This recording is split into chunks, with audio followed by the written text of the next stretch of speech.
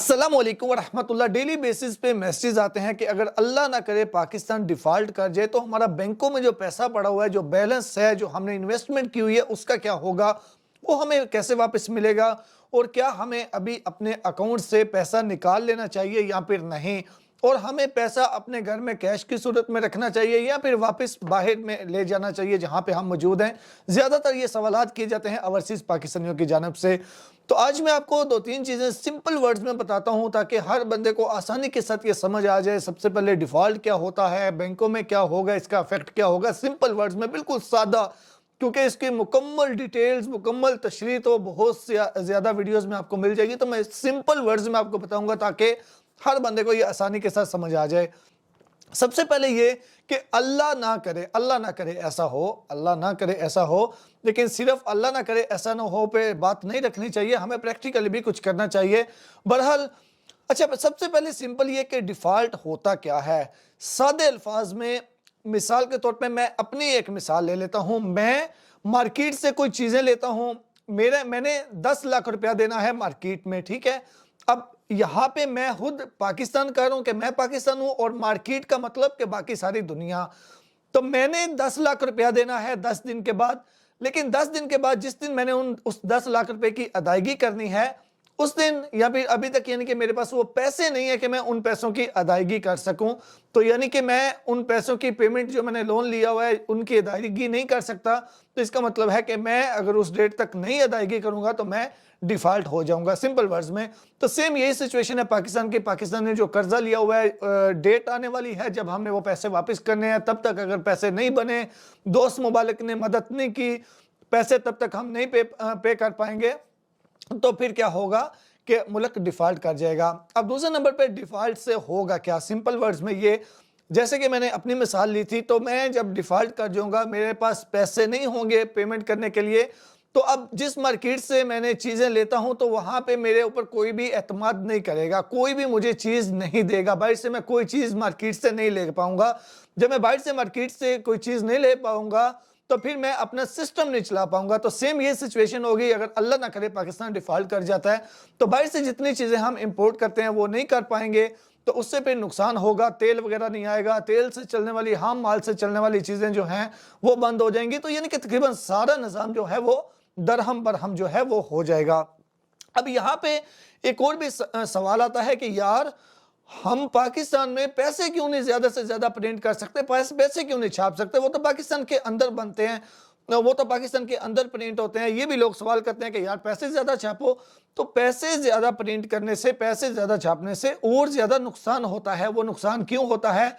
क्योंकि हम जो पैसे प्रिंट करते हैं, पैसे बनाते हैं, पाकिस्तानी करेंसी हम जो प्रिंट करते हैं, उसके मुतबादल कोई ना कोई चीज़ होती है। जैसे कि सिंपल वर्ड्स में उसके मुतबादल गोल्ड, आप समझ लें गोल्ड होगा। तो मिसाल के तौर पे ये मेरे पास है, ये गोल्ड है। अब इस गोल्ड, या सिंपल मोबाइल कर लें, इसके मुतबादल मैंने 10 नोट जो है वो प्रिंट किए हैं, तो इसकी वैल्यू वो 10 नोटों पे जो है वो मैनेज हो जाएगी, उनके ऊपर डिवाइड हो जाएगी।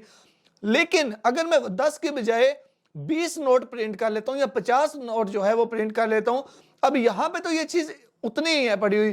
तो ये अब 20 चीज़ों, 20 पे या 30 पे या जितने मैं प्रिंट करते जाता हूँ उतनों पे डिवाइड होती जाएगी। तो उतने पे जब डिवाइड होती जाएगी तो जाहिर सी बात है उनकी वैल्यू कम होती जाएगी। सेम ये सिचुएशन है, हम जितनी करेंसी ज़्यादा प्रिंट करेंगे उतना ही ज़्यादा नुकसान होगा, उतनी करेंसी की वैल्यू जो है वो डाउन होती जाएगी।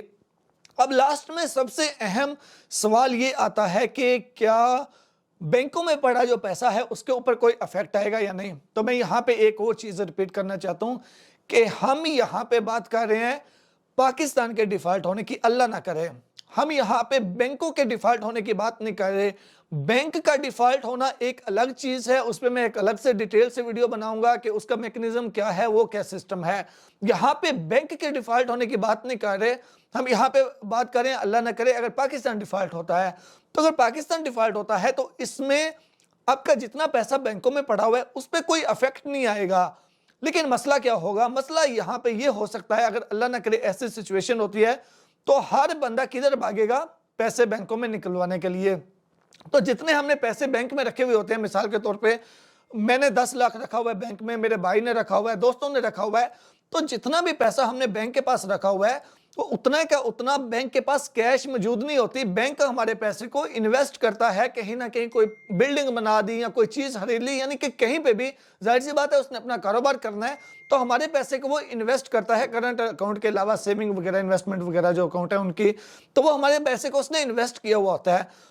तो जब बंदे ज्यादा से ज्यादा डिमांड कर, पहले तो ये कि एटीएम की इतनी लिमिट ही नहीं होती कि हम एक दिन में पैसे निकाल सकें, और दूसरे नंबर पे बैंक की भी इतनी लिमिट नहीं होती। अगर मिसाल के तौर पे हमें 10 लाख रुपया बैंक से चाहिए तो हमें पहले डेट देनी पड़ती है, सॉरी बैंक हमें डेट देता है कि कल मिलेंगे या परसों। तो उस सिचुएशन में क्या होगा, हर बंदा बैंक की तरफ दौड़ेगा, बैंक के पास उतनी कैश नहीं होगी, तो जाहिर सी बात है बैंक फिर तब ही पैसे आपको दे सकता है जब वो जहां पे उसने पैसा इन्वेस्ट किया हुआ है वो वहां से कोई अपनी प्रॉपर्टी सेल करेगा या इस तरह का कोई काम करेगा, तो फिर वो आपको पैसा दे सकता है। तो इसमें ये मसले जरूर पैदा हो सकते हैं कि पैसे लेट मिलेंगे या इसमें लिमिटेशन लग जाएंगी, एक दिन में आप थोड़े पैसे एटीएम से निकलवा सकते हैं, लेकिन जितने आपके पैसे होंगे वो कम नहीं होंगे या वो ज़ाया नहीं होंगे, या ये नहीं होगा कि आपका बैलेंस सबका जीरो हो गया।